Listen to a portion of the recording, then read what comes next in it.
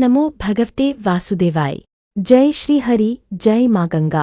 प्रिय भक्तों, आज हम सुनने जा रहे हैं माघ मास की पावन कथा का 8वां अध्याय। माघ मास स्वयं श्रीहरि का प्रिय महीना है। इस मास में किया गया स्नान, दान, जप और कथा श्रवण जन्मजन्मांतर के पापों का नाश करता है। जो भक्त श्रद्धा से इस कथा को सुनता है, उसके जीवन से दुख, दरिद्रता और भय दूर हो जाते हैं। आइए शुद्ध मन से कथा का श्रवण करें।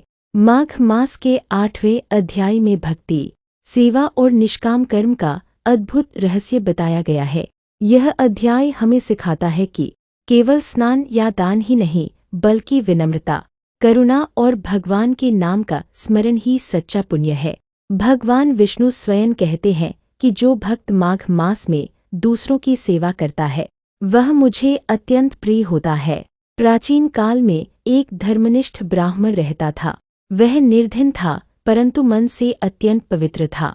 माघ मास आने पर वह प्रतिदिन प्रातःकाल गंगा स्नान करता, सूर्य को अर्घ्य देता और भगवान विष्णु का ध्यान करता। एक दिन अत्यधिक ठंड के कारण वह स्नान नहीं कर पाया। मन में ग्लानि हुई।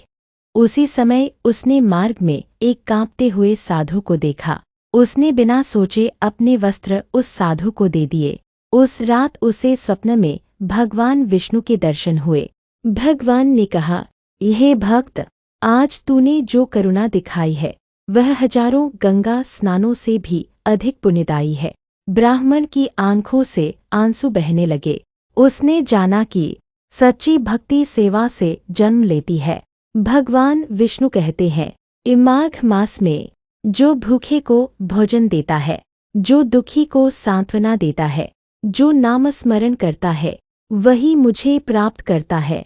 दान वही श्रेष्ठ है जिसमें अहंकार न हो। स्नान वही पावन है जिसमें भगवान का स्मरण हो।